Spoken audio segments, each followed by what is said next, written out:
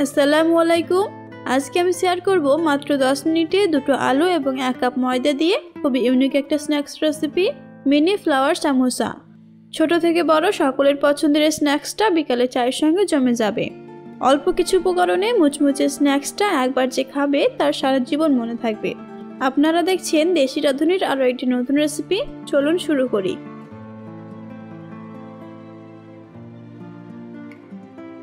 প্রথমে একটা বাউলের মধ্যে 1 কাপ ময়দা নিয়েছি। এর মধ্যে দিব 1/4 চামচ কালো জিরে, হাফ চামচ লবণ এবং 2 টেবিল চামচ পরিমাণে সাদা তেল। এবার পরিমাণ মতো পানি দিয়ে একটা ডো বানিয়ে নিব। এখানে আপনি ময়দার পরিবর্তে আটা দিয়েও স্ন্যাক্সটা বানাতে পারেন, তবে ময়দা দিয়ে এটা বানালে খেতে অনেক ভালো হয়। ডোয়ের উপরে অল্প একটু তেল ব্রাশ করে নিব যেন এটা শুকিয়ে না যায়। এবার এটা 10 মিনিটের জন্য রেস্টে রাখবো। ততক্ষণে আমি আলুর পুরটা রেডি করে নিব। তার জন্য এখানে একটা বাউলের মধ্যে দুটো সেদ্ধ আলু নিয়েছি। এবার একটা ম্যাশারের সাহায্যে আলুগুলো খুব ভালো করে স্ম্যাশ করে নিব। আলুটা খুব ভালো করে স্ম্যাশ করে নিয়েছি। এবার এর মধ্যে কিছু মশলা অ্যাড করব, যেমন স্বাদমতো লবণ, লঙ্কা গুঁড়ো, 1 চিমটি হলুদ গুঁড়ো, জিরা গুঁড়ো, চাট মশলা। বাইন্ডিংয়ের জন্য 1 টেবিল চামচ ব্রেড ক্রাম্ব ব্যবহার করেছি, তবে আপনার কাছে ব্রেড ক্রাম্ব না থাকলে চালের গুঁড়ো অথবা কর্নফ্লোর ব্যবহার করতে পারেন। এবার কিছুটা ফ্রেশ ধনেপাতা কুচি দিয়ে দিলাম। এবার সবকিছু একসঙ্গে খুব ভালো করে মাখিয়ে নিব। এই পর্যায়ে আপনি লবণটা একবার দেখে নিতে পারেন।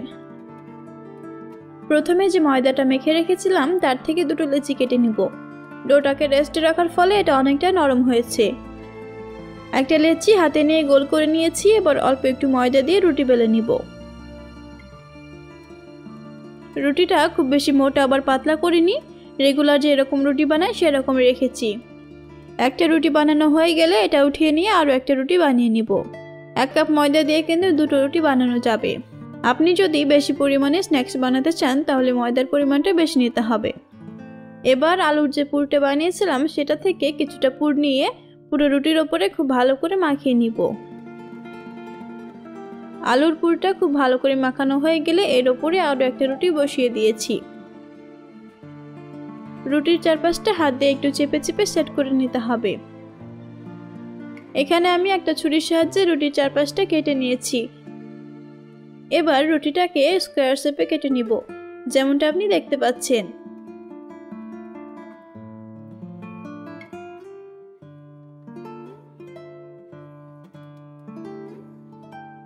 এখন আমি একটা পিস হাতে নিয়ে 2 কর্নার একসঙ্গে চেপে দিব।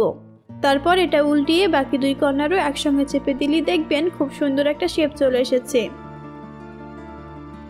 দেখতে কঠিন মনে হলেও এই মিনি ফ্লাওয়ারগুলো বানানো এতটাই সোজা। একইভাবে আমি সব ফ্লাওয়ারগুলো বানিয়ে নিয়েছি।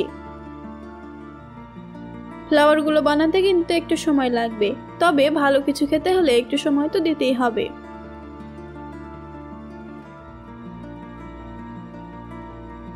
আগে থেকে প্যানের মধ্যে তেল গরম করে নিয়েছি। এবার একে একে সব ফ্লাওয়ারগুলো তেলের মধ্যে দিয়ে দিব।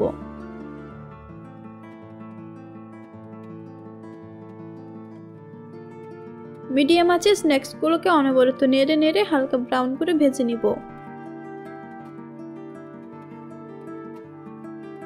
স্ন্যাক্সগুলোর মধ্যে হালকা ব্রাউন কালার চলে আসলে তেল ঝরিয়ে উঠিয়ে নিব।